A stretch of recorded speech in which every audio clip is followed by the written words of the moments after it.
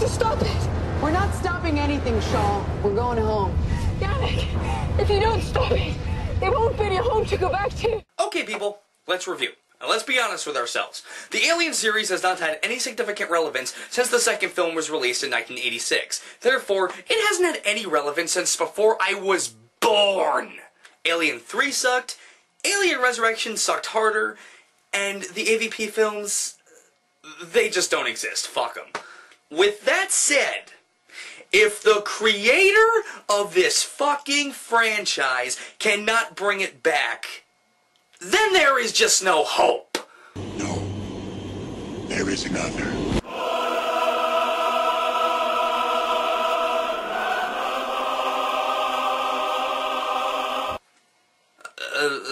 Okay, you got a point. So how is Prometheus? Let's take a look.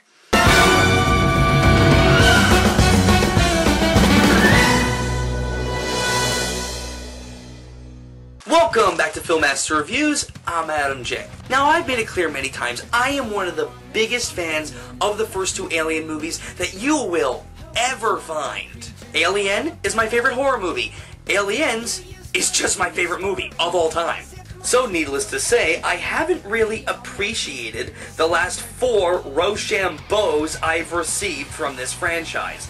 How 2 sequels and 2 prequels to this once great series managed to suck so hard, I'll never know. But, believe me, they did. And I've made my hatred for those abortions known. So when I heard over a year ago that the director of the first film, Ridley Scott, was working on a prequel to the film that made his career, I got fucking hyped. It was all coming down to this, the creator taking back the franchise and breathing some new life into it. Now, I got into an early screening of Prometheus, and I couldn't control my damn excitement. I was pumped, and then the film began. And I walked out incredibly disappointed. It wasn't even close to what I wanted, nor was it close to what I was expecting. I went home, started writing my review of the film, and thought for a minute about why I was disappointed. Then I made a difficult decision. I decided to watch the film again. Online. I know! I didn't want to wait till Friday, just hear me out. After a second viewing, I realized exactly why I didn't care for it the first time. It was because the first time, I was looking at it from one perspective. As an Alien prequel. Do not, I repeat, do not go into Prometheus expecting a straight prequel to Alien. It is not that. It has a lot of elements that were present in Alien. It's set in the same world as Alien. It's got the Whalen Corporation just like in Alien. But trust me, it's more than just a prequel. It is the start of a new spin-off series. The film does not take place on the planet from Alien. The jockey and the ship in the trailers aren't the same jockey and ship from Alien. Alien was a horror movie, this is not. The only thing that is really the same is the Whalen Corporation, which hasn't even merged with the Yutani Corp yet, so even that's not really the same. Yeah, so believe me when I tell you, when you see this film, if you want to enjoy it, if you want to love it, you have to take it on its own merits. If you're expecting this film on its own to set up Alien, you're going to be really pissed off. It is the start of a new franchise set in the Alien universe. And if that's not what you wanted, well, think about it. Could have been worse. Michael Bay could have rebooted it, turned the xenomorphs into humans. Is that what you want? Didn't think so. Prometheus begins with 2 scientists who discover the same star map at several locations throughout the world, along with the same pictogram of men worshipping giants as gods.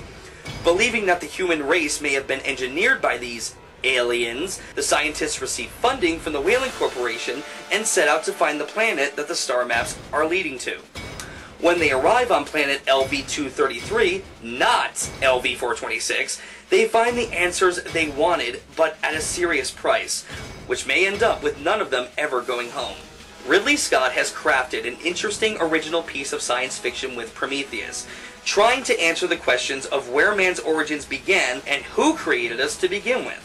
Believe me though, I was worried about the story of this film from the get-go. It was written by Jon Spaihts and Damon Lindelof. Jon Spaihts wrote The Darkest Hour. And Damon Lindelof wrote the ungodly boring piece of shit that was Cowboys and Aliens. But with Prometheus, it just seems that they have a lot of love for the story they're telling. Granted, more could have been done to expand the story a bit, but for a 2-hour runtime, I think it's pretty solid. One thing that does plague the screenplay, though, unfortunately, is the fact that so many characters are underwritten. They aren't given enough personality, which is a shame when I think about the characters in Alien. Alien's characters all had distinct separate personalities, and were all given proper development. In Prometheus, only a handful of characters are developed, so when the tension does happen, especially towards the end, it's not very effective. However, what stops me from dismissing these characters completely are the actors portraying them. A lot of the actors are forced to literally take nothing and turn it into something. Idris Elba as the captain of the Prometheus has very little to work with, but manages to make the most of his character by being as fun and charismatic as possible. The same can easily be said for the rest of the cast. Despite having not much to work with, they all managed to put their all into their respective performances. Noomi Rapace as the new Ripley-esque character was fantastic. She certainly has redeemed herself for the garbage movie she was in last year. Fuck that movie. And I hope to see more from her down the line. Charlize Theron plays the head company chick in charge of the mission, and I gotta say she once again kicks ass at playing an evil bitch. I think there might be some confusion about our relationship. Let's say you do find these beings down there. You won't engage them. You won't talk to them. You'll do nothing but report back to me. Miss Vickers, is there an agenda that you're not telling us about? Company paid $1 trillion to find this place. Had you raised the monies yourself, Mr. Holloway, we'd be pursuing your agenda. But you didn't. And that makes you an employee. Cheers. Yeah, isn't it nice to see her play an evil bitch in a movie that's actually, you know, good? One thing that baffled me was the casting of Guy Pearce as Peter Wayland. You know that viral video with Guy Pearce as a young Peter Wayland on YouTube? Yeah, that's not in the movie. In the movie, we only see Guy Pearce play an old and frail Peter Wayland that can die at any moment. So what I want to know is, why didn't they just cast an older actor to play the part? Guy Pearce did a good job, don't get me wrong, but if he's playing an old man, why not just cast an old man?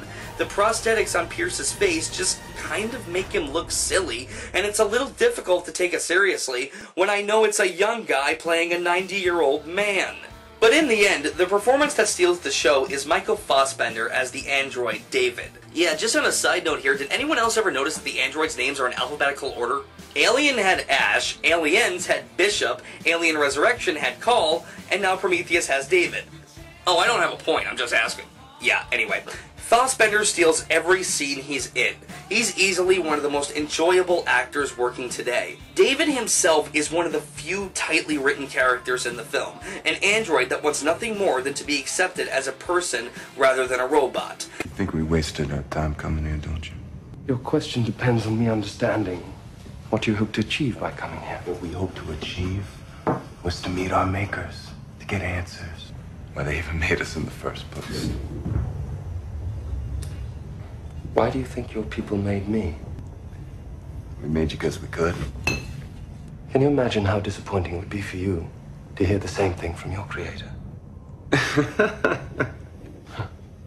Yes, he does have his own agenda for Wayland Corp, but then again, so did Ash. Only difference here is, David doesn't go psycho and try to kill Noomi Rapace. Either way, David was the best character in the film, hands down. The film itself looks beautiful, which is no surprise given the director. Ridley Scott is a fantastic visual artist, and he lets his talent shine beautifully in the film. From the look of the Prometheus to the look of the planet. It's absolutely stunning to watch. The aliens we get in the film are new. The xenomorphs are nowhere to be found in this film, so do not expect them to pop up anywhere. However, we get the early forms of the aliens, we learn why the aliens were created, and how they were created. By the end of the film, it does make sense. The new aliens themselves may not look like the ones we are used to, but they pretty much do the same thing. They still impregnate their host with alien embryos, and they still have acid for blood. After a second viewing and a better understanding of Scott's intentions, I applaud him for trying something new. In my opinion, these new aliens were still cool and inventive. Better than the xenomorphs? No, but still awesome. Now, I gotta address my biggest problem with this film. It's not scary. Ridley Scott 86 the claustrophobic, haunted house in space environment in favor of an original sci-fi film. That still disappoints me a little, especially since Alien is my favorite horror film. But I understand why Scott did that. He didn't want to make a product that was too similar to the original product. I get it, and I guess in time I can learn to let that issue go. Overall, Prometheus, despite its few flaws, is a damn good sci-fi flick. If you can keep an open mind and just deal with the fact that this is nothing like Alien, you should like it. It offers great story elements, new types of aliens, stunning visuals, and some great acting from a superb cast.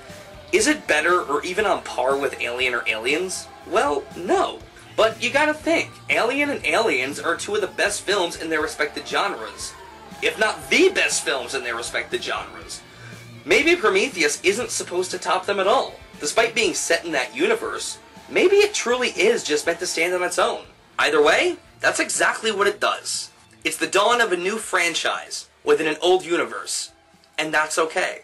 Because personally, I'd rather have this universe be reborn than be rebooted. Prometheus gets a final verdict of 4.5 stars out of 5. Changing. Changing into what? What is that? There's a ship. They're leaving. To go where? Earth. We were so wrong. Take us home! If we don't stop it, there won't be any home to go back to. Where's that door open? Cut it out! Cut it out!